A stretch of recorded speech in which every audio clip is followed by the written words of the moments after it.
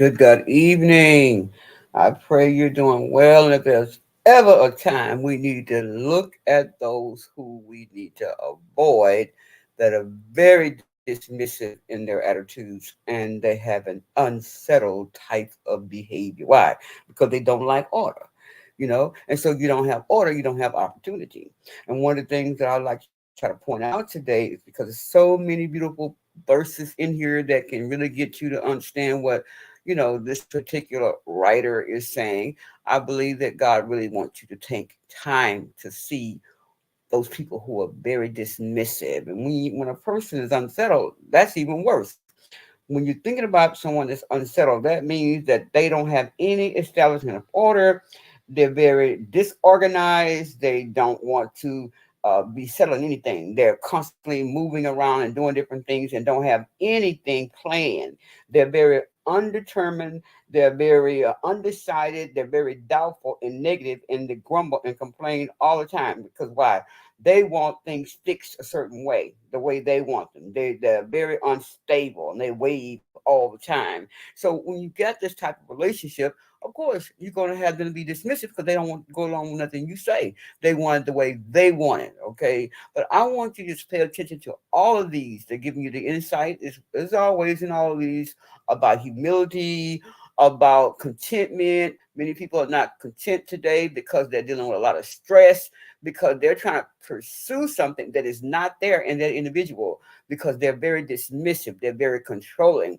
And so you can learn a lot from these verses, especially when it's talking about learning from the nature part of it in verses 24 through 28.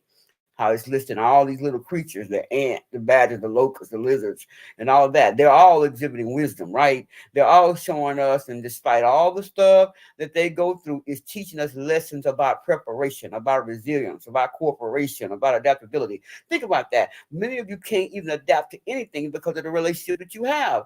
Before 25, I pray that you think about this dismissive person, the one that's very, very narcissistic, the one that wants everything their way, the one that don't want to listen. They just want you to talk, and then they don't want to listen, and they telling you not listen to me, and then they get mad because you're not listening to everything they say when they have not responded to one thing you said. I don't want to preach. But think about these small creatures. Think about how this chapter 30 is telling you how to be in control over your speech in verse 33. And then how it's encouraging you to trust God. We've got too much trust in the hand of man today, and this is what the problem is. You got to humble yourself. Think about the thoughts that you are pursuing about this person every time you talk to them. You got to have some self-restraint now, because you're going to be in the same situation that they're in, unsettling, right? And very dismissive too. So you're not going to get any type of things to resolve. So you want to avoid the conflict. Verse 33 is trying to show you to take certain actions, that you can have a better outcome. So you're going to be provocative and they can't provoke you. That's going to lead you this kind of conflict, or keeping you from keeping your self-control and your peace going. The other thing I want to point out here, which I thought was very, very powerful, is talking about God's word being flawless in verse 5. Remember, God's word is perfect. It's going to guide you into all truth. Don't listen to the devil, like I always say. See, the enemy like to keep you in this unsettled and stressed way so you can be dismissive and argumentative. But every word is flawless. He's going to shield you and take refuge with you to keep you in a place of protection and peace. Contentment is very important. Think about that in verse 8 and verse 24 through 48. I've already said it about the little creatures. And then also think about just having humility, most importantly, because some of us are just so prideful, we don't even have any humility. Remember, art is going to require you to think about those things that you are allowing to create around your environment. Every moment that you're living, you are increasing either order or you're creating disorder around you. Every person around you is in creation order or disorder. So think about that when they become very dismissive. Some people have an attitude of disorder. They're unhappy unless everything is in disarray or cluttered or out of order. And then sometimes others just refuse to have an environment where there's productivity and where there's, someone having a partnership or loving and trying to make something come together. Some people just don't want that. They just want to have everything chaotic.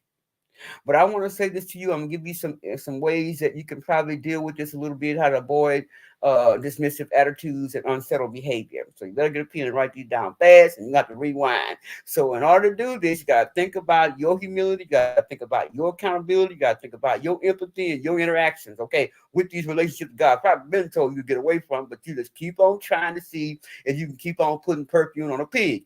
Ain't gonna work. They're gonna still smell the same, they're gonna still behave the same. So number one, you need to acknowledge and accept responsibility. Okay. That's 28. I'm sorry, that's Proverbs 28 and 13 is reminding you whoever conceals their sins does not prosper, but the one who confesses and renounces them finds mercy. Selah. Then number two, you need to seek feedback from others, wise counsel, okay, that's going to keep you on the up and up about these people that's got these unsettled ways and that's putting you in these different places that you don't want to be. So you need feedback from sound counsel so they can help you be able to get revelation about your blind spots that you cannot grow from, but you want to have fostering for growth in the relationship if you want it.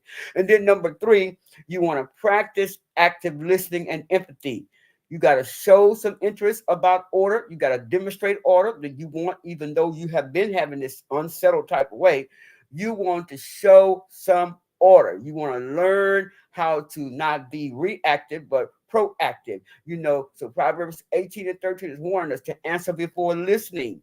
That is foolish and shame. You want to go and read that one and cultivate, where you are in your peace. Cultivate your peace, because I'm telling you, unsettled people and acting very dismissive and don't want to talk, you got to avoid this. You got to manage your stress. Is number five. You want to cultivate humility. It's 4. 5 is you want to manage your stress and avoid, this impulsivity that you're there. Why? Because Proverbs 29:11 says, fools give full vent to their rage, but the wise bring calm in the end. Pause before reacting and make sure that you ensure that your words are constructive and not destructive. Remember, everything and everyone around you. Some people are going to have an attitude of dismissive and unsettling, and then some people that are around you will have an increase in order. What are you doing? What about you? Are you unsettling? Are you having a behavior that's unwavering and unsettled? What about you? Are you one of those erratic and ecstatic people who you don't even care what anybody's saying anymore about you? Just going to do it your way or the highway? I'm just wondering, where are you with that right now? Think about what I just said earlier on. Every moment that you make a decision to allow yourself to not be squeezed in this place where they got you in a place of an unsettlement that you can't seem to have any order, every small, tiny action that you do or try to do can produce chaotic situations. I pray that God help you to realize that you can get through this. All you got to do is remember that everything that you desire to increase order about, you got to renounce disorder and dismissive behavior. I know that's right. I'm making sure I can't deal with all these unwaved and unfixed people who don't know how to behave. How about you? Selah.